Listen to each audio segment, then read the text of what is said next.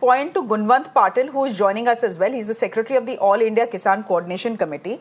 आप सबसे पहले विनोद जी, आपने मुझे ये नहीं बताया जो जो मिस्टर मलिक ने एक पॉइंट रखा था कि हम सरकार से नहीं बोल रहे हैं सब कुछ खरीदने के लिए, 10 लाख करोड़ रुपए का खर्चा उन पे नहीं आने वाला है. We are saying just fix the MSP and then whether you are buying it, whether private player is buying it, it doesn't matter, they will have to pay us MSP. तो वो सरकार क्यों नहीं करना चाहती? That is a question that you have not answered, सबसे पहले. Secondly, you are telling me that these farmers that we are seeing on our screens are actually not farmers. All of them are essentially workers of a political party, and this is a political message that they are sending out or carrying in an election year. Mr. Gunwant Patil, आप ही जवाब दे दीजिए. देखिए, MSP का जो भी सवाल आता है, जैसे मलिक साहब ने कहा कि सभी चीजें एमएसपी पे खरीदे. हाँ, सरकार खरीदेगी, जो खरीद रही है, पंजाब में खरीद रही है, हरियाणा में खरीद रही है.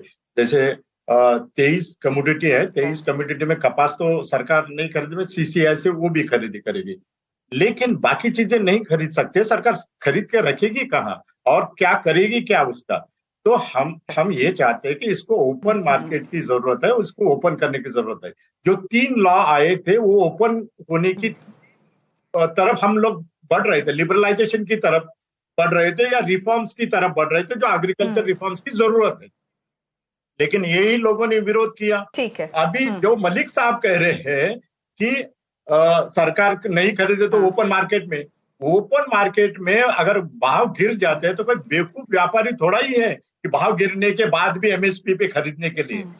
जब भी एमएसपी का प्रॉब्लम जब आ जाता है, जब मार्केट गिर जाता है, तभी एजिटेशन हो जाते हैं.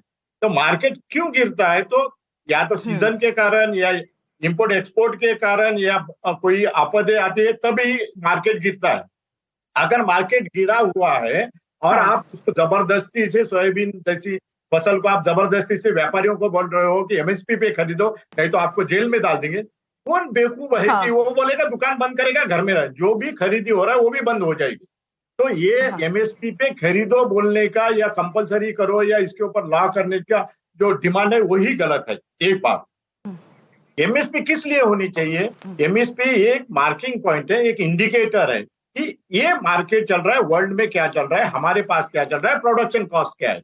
ये तीनों का कैलकुलेशन करके ही एमएसपी डिसाइड की जाती है.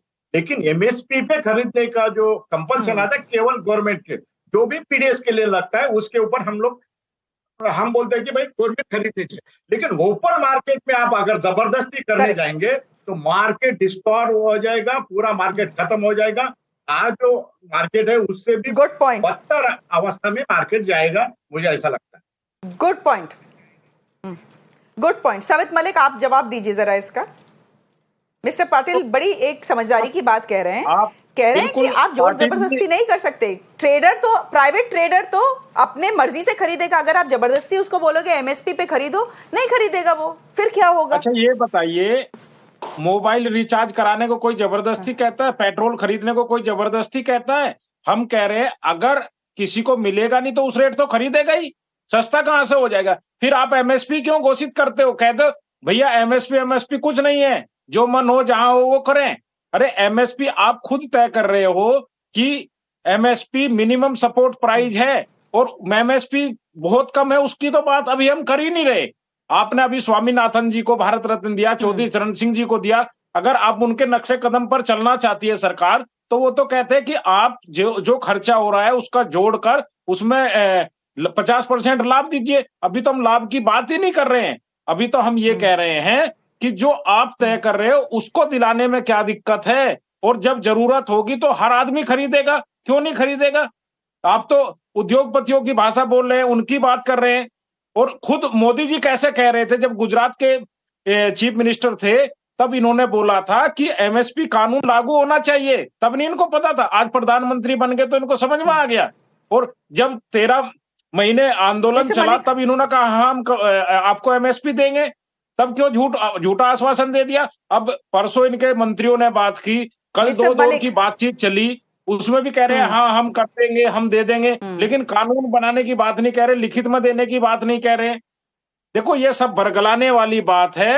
अगर किसान घाटे की खेती कर रहा है, आप यूरिया पे तो सब्सिडी कम कर रहे हैं, डीजल का रेट आपने 55 से 90 रुपए कर दिया, बिजली के भाव बढ़ा दिए, यूरिया की बोरी 50 किलो की आती थी, पहले उससे 5 किलो यूरिया चोरी किया इस सरकार ने, 45 किलो की कर दी। अभी 3 महीने पहले 5 किलो यूरिया फिर चोरी कर लिया, अब 40 किलो की कर दी। रेट वही का वही है। अरे किसान आत्महत्या करे, किसान कहाँ जाए, कुछ तो बताए सरकार। किसान गरीबी रेखा से नीचे जी रहा है। मिस्टर एक तरफ मलिक, कहते हैं भारत विश्व गुरु बन रहा है, विश्व गुरु बन रहा है। मैं दो चीजें बोलूंगी। 80 करोड़ लोगों को हम मुफ्त मैं अनाज दो बांट चीजें रहे हैं। बोलूंगी। नहीं, मैं दो चीजें बोलूंगी। आपने कहा कि सरकार तो उद्योगपतियों की लैंग्वेज बोल रही है, मिस्टर पाटिल उद्योगपतियों की लैंग्वेज यूज कर रहे हैं। मैं आपसे एक चीज कहना चाहूंगी, किसान इस देश का अहम हिस्सा है, वो हमारे अन्नदाता हैं, उनको फुल रिस्पेक्ट है, किसान को रिस्पेक्ट है, जवान को रिस्पेक्ट है। लेकिन ऐसा तो नहीं है कि अगर हम किसान की रिस्पेक्ट करें और जवान की रिस्पेक्ट करें तो हम उद्योगपति की रिस्पेक्ट नहीं करें। ये कहां पे किस कानून में लिखा है that a farmer comes before a व्यापारी?